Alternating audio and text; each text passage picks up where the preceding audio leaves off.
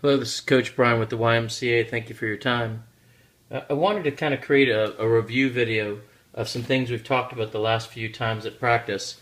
So probably not as much scribble, probably just more of some exciting voice, but key and very important concepts that we need to understand to play good team basketball. While we've been focusing on really role-specific responsibilities, meaning what do I do in this particular situation, the goal is for us to play much better, unit level or team level basketball.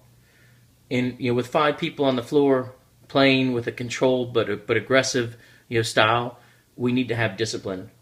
In practice, I define discipline, at least in my terms, as number 1, knowing where you're supposed to be and getting there quickly. Number 2, assessing the situation.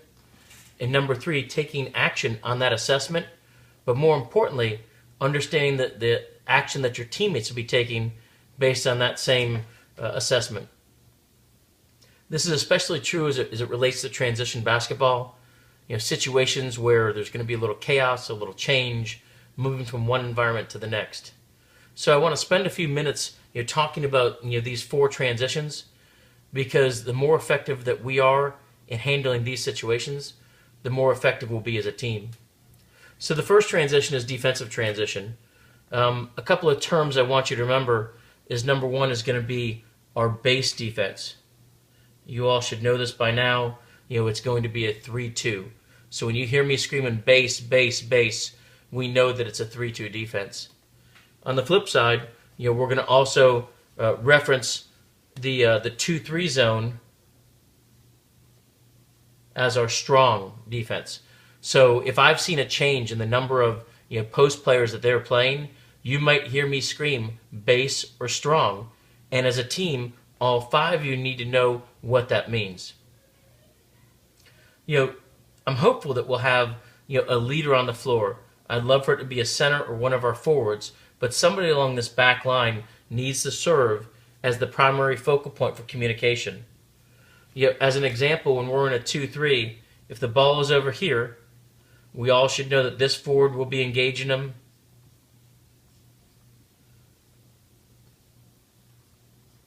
We know that the center will take this guy and the forward will take this guy.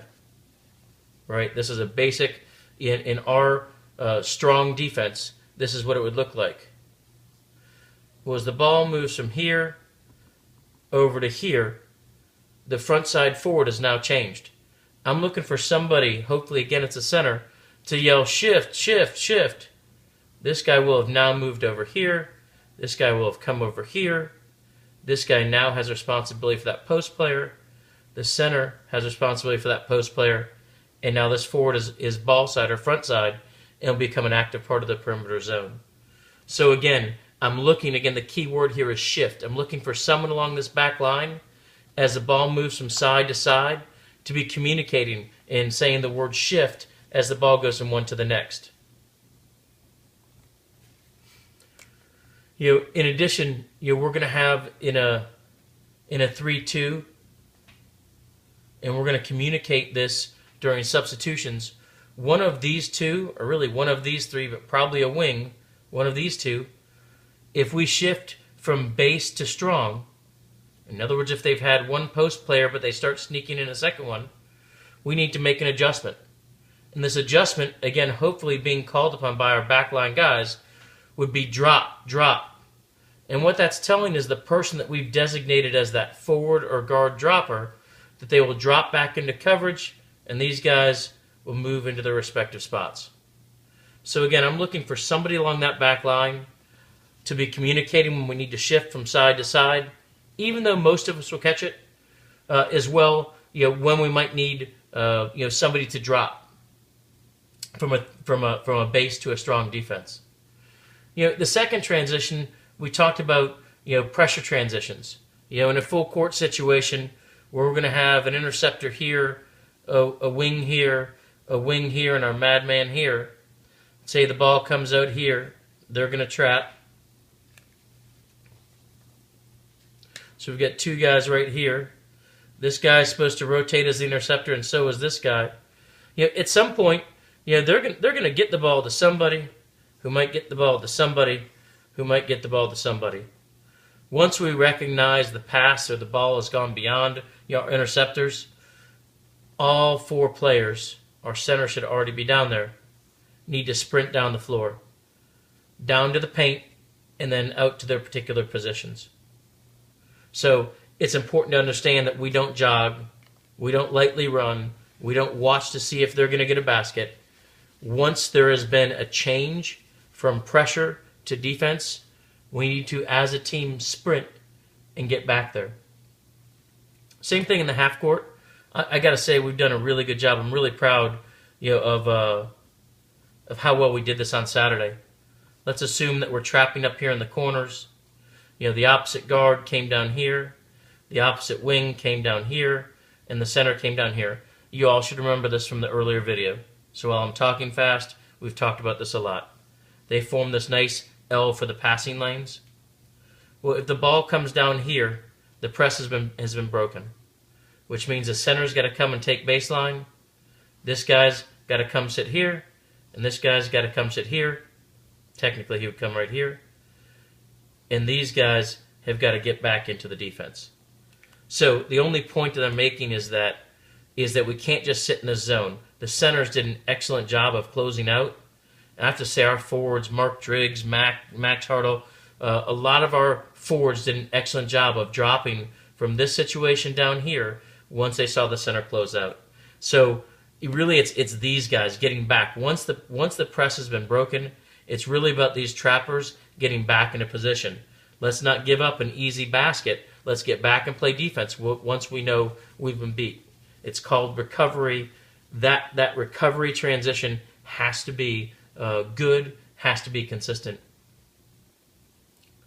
The third transition we're going to talk about is transitioning from offense to defense. From an offensive perspective, if we've got 4 guys in the zone and we try to get the ball in here and it's turned over. Boy, I hate these transition situations that come off a turnover. But in that situation, we talked about having people get back. So we're going to designate somebody that's a Q and somebody that's a Q2. You'll hear me on the sidelines probably screaming like a wild man, Q, Q, Q, or Q2.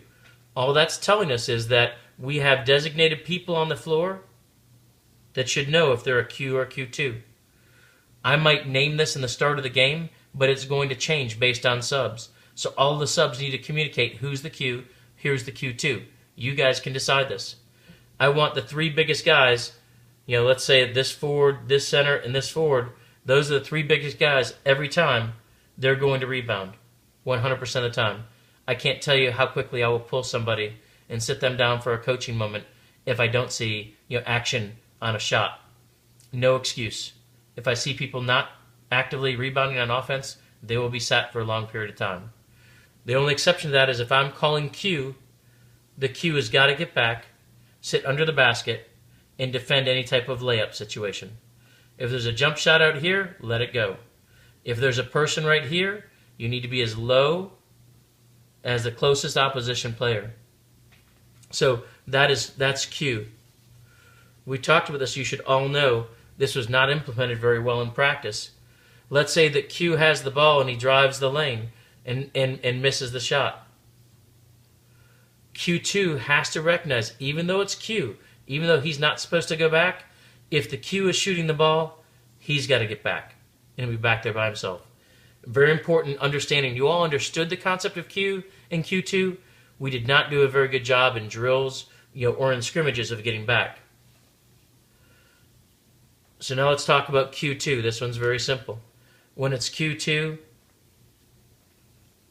and I'm jumping up and down, screaming Q2, every time we shoot the ball, no matter who shoots it, you guys will sprint back. The first one back plays low, taking away any layups, staying as low as the lowest offensive guy. The second person back will sit on the free throw line. And if someone comes down here on a fast break, you will go and attack the jump shot. We missed the rebound, so you 3 have to sprint back to the lane as quickly as possible. Again, any walking, any jogging, I'll find somebody on the bench that will run back there. You need to sprint back and not put the onus on these 2 guys.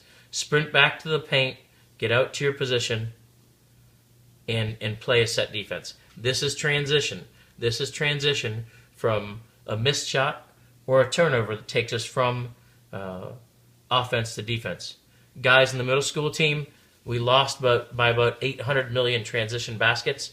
We need to be effective and good at this in the next 5 or 6 days. Lastly, when we're talking about transitions, it's around subs. Subbing is the most important piece of every game. So if I'm right here, I've told player 1 and player 2 what I want them to do. They're going to come over here.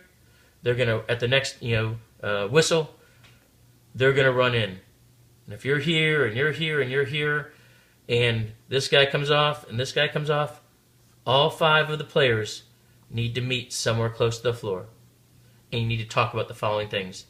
Number 1, what did coach say? Did coach say that we need to play a little tighter in the middle? That we need to switch from base to strong?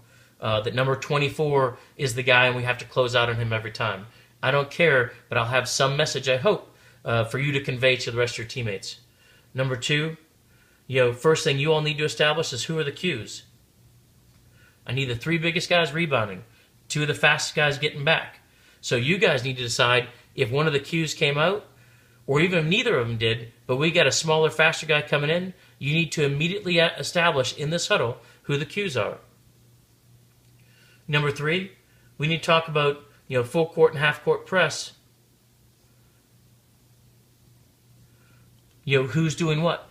There undoubtedly will be people that are going to change. You may have been down here in the press, you may have been a wing, but I just pulled the madman out, and now you got to be the madman.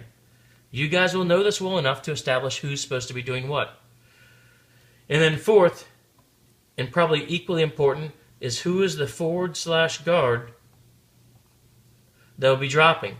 So if we're in a situation, I just talked about this in transition, if we're in a situation where we're in a 3-2, and they've had one guy here, but boy, I've noticed from the side, I've told the guys for the huddle that one of their guys over here keeps sneaking down right in the short corner.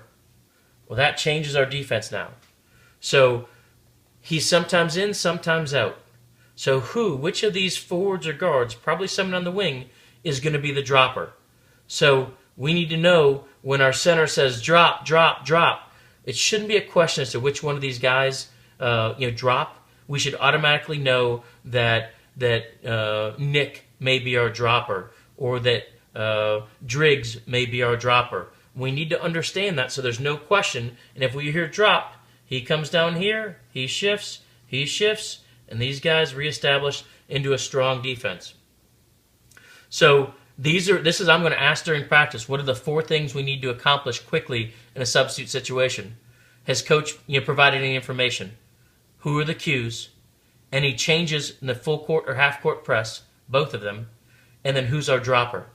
So those are the 4 things that you need to be able to communicate to me tomorrow, and be able to communicate in a game, who's in those positions. Because subs are the absolute most dangerous issue when we're talking about transition, because jobs and roles will absolutely have changed. If we want to play as a team, if we want to win, we've got to have all 5 players not only knowing their position, but what the other players are doing and where they're going to be. And this is all a part of it. This piece right here is absolutely critical if we want to win as a team. Thanks so much. Take care.